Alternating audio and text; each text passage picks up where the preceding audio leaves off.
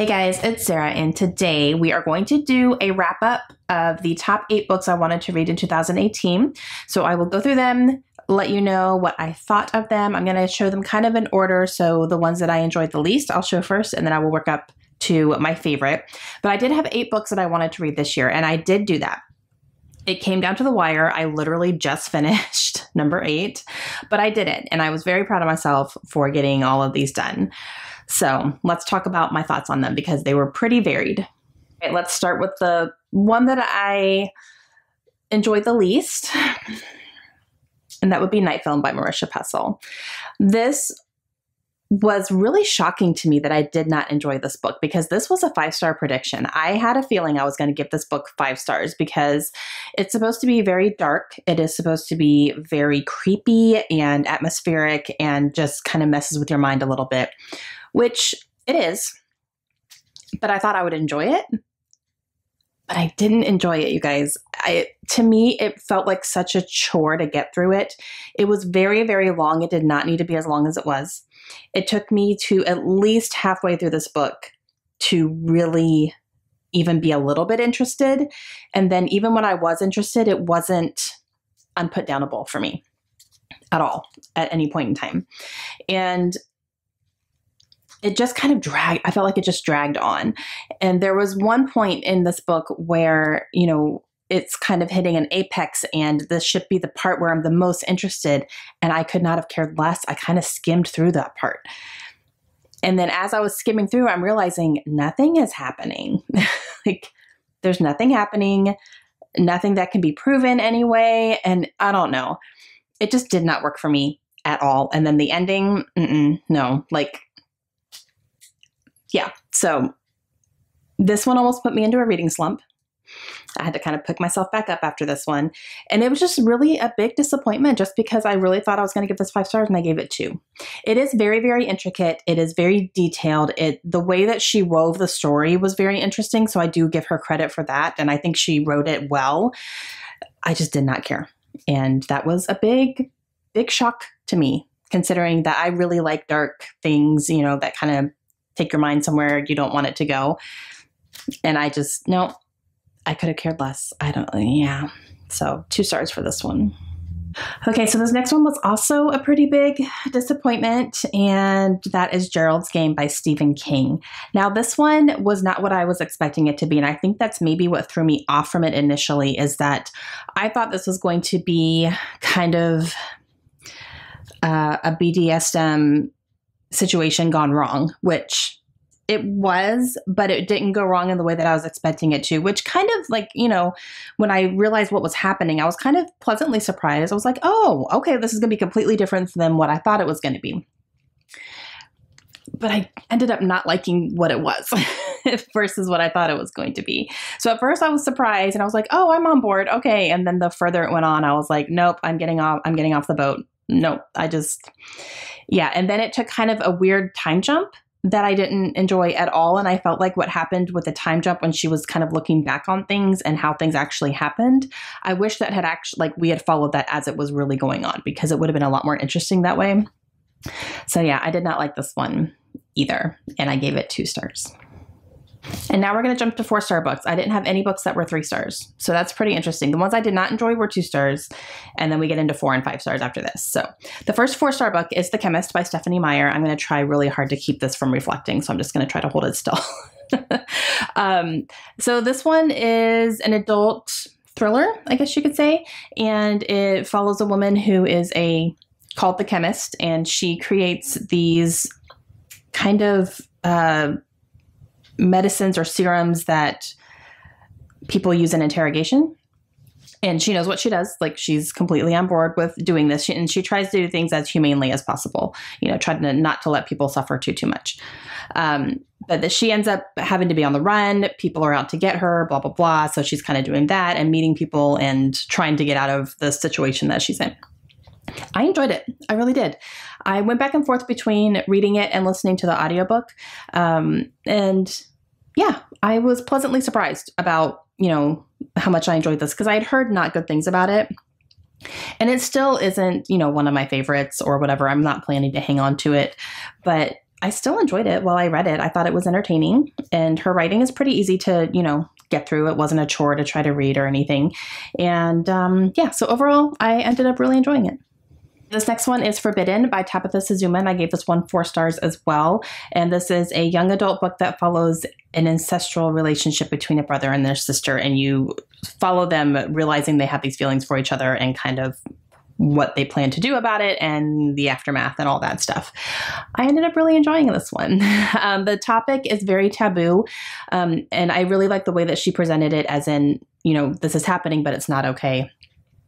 I don't think the characters struggled enough with it, especially on the part of the girl. I don't think she struggled very much with it. She was much more, this is okay and we should be together because we love each other and it's okay and who cares what other people say. And the brother really struggled much more. So I enjoyed his struggle more than her because she didn't really have too much of one. So I kind of wish she had had more of a struggle. But yeah, so it wasn't mind-blowing or anything. I don't think it's like an important book to read, but it was entertaining while I read it. I didn't want to put it down. And yeah, so I give it 4 stars. All right, so next is going to be Winter Garden by Kristen Hanna. This was a 5-star read for me. I absolutely love this one. This one was it was my least favorite of the rest of them that I gave 5 stars because it took me like a little bit longer to really get into this one. It took a little bit longer to get to the historical stuff, which is what I was craving from this book. But once that hit, that was it. I was good. And I really liked the way that this ended as well. And yeah, so definitely enjoyed this one. It's a historical fiction, and it follows a family who lost their father, and kind of his last wish is that the mother of this family would talk to their daughters and kind of tell her life story, and because it would help explain why the mother has been treating the daughters the way that she has all these years, ever since they were born pretty much, and why the daughters have kind of felt like their mother never loved them and she's very distant and all that. And so she ends up going into why and what happened to her in her childhood. Oh my gosh. And the things this woman went through, you get it. You get why she is that way. And yeah, so it was very, very good and a 5-star read. All right, so the next one is a Colleen Hoover book, and that is Without Merit. And this one was definitely a 5 stars. It's Colleen Hoover. I have not given her less than 5 stars for everything that I've read from her so far. And this one was no different. This isn't my favorite one by her by any means, but it was still a 5-star read. I did not want to put this down. I kind of flew through it really quickly, which I tend to do with her books. And this one follows a young girl named Merit, and she is a part of this family that has a lot of secrets, and she is kind of the one that people pile their secrets on top of because she keeps them. Ooh, and she starts getting to a point where okay, I'm done. I can't keep all these secrets anymore. And something, pretty significant is happening with her personally. And she just starts losing it. And she kind of blurts everyone's secrets out. And there's some aftermath from that, as you can imagine. So it was a really good family drama. I really liked it a lot. And it's Colleen Hoover. It's just Colleen Hoover. This next one is the first book that I read from a new to me author, and she has quite a few books out, so I'm definitely trying to get a hold of all her books and start reading them because I loved this one, and that is Chevy Stevens, and I read Those Girls. Now, this book was dark. This was one of those kind of dark thrillers that I love, and it follows a set of 3 sisters, and something happens to them when they are a bit younger, and it causes them to be on the run from the law. And they're completely by themselves, no parents, nothing. And they are on the run, trying not to get arrested. And you see them just trying to make it and what happens to them along their way. And, they end up getting older and, things are happening. And I don't want to say too much because so much happens in this book. So much happens to these girls, and it's just a little bit heartbreaking. There's some really hard scenes to read in here, so be a little bit wary, but oh my gosh, I really enjoyed it a lot. And I gave it 5 stars, and I'm definitely wanting to read more from this author for sure. I already have a couple on my shelves, but I think she's going to be one that's going to end up being a favorite. And my last one here is my favorite of the pile, maybe my favorite of the year. I'm still trying to decide if it's going to be my number 1 for this year, but it'll be up there for sure.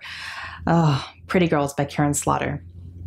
Okay, so this is one of the darkest books I've ever read. It also made me completely fall in love with Karen Slaughter, and I have now read 3 of her books, and I want to read all of them now. I haven't gotten into her series yet, but that's like, I want to for sure. But this one really just stuck with me. I still think about scenes in this book, and I can still clearly see those scenes in my head in this book. And I read this earlier this year before we even moved, which was 6 months ago. And I just, oh my gosh. Okay. So it follows a woman who is married, and things with her husband start to be kind of fishy, like a little bit fishy.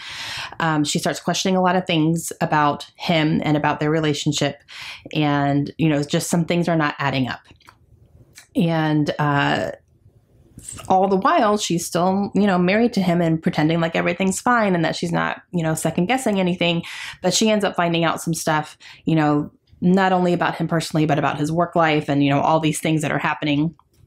And she's trying to piece things together and just figure out what in the world is happening. She is also the sister of a girl who went missing in college and was never found. And now some things are starting to surface that, you know, maybe they're going to find out what actually happened to her sister, because she's just kind of presumed dead. And so that was very interesting. I loved this book. I loved it so much. I can't express that enough. And it's definitely one of my favorites of the year. It's very, very dark though. So I always warn people when people ask for, you know, like good thrillers, I say this one, but you have to be okay with gruesome content. You have to be. This is one of the most gruesome books I've ever read. But it's amazing. So if you can handle kind of things like that, then pick it up. If you can't, maybe don't. But oh, I loved it so much. I really did. So obviously 5 stars.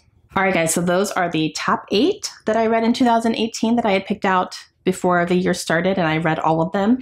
So I had 2 2-star books, 2 4-star books, and then 4 5-star books. So half of these books were 5 stars for me. I think that's pretty good. I think those are pretty good odds. And I'm really happy that I was able to read them all.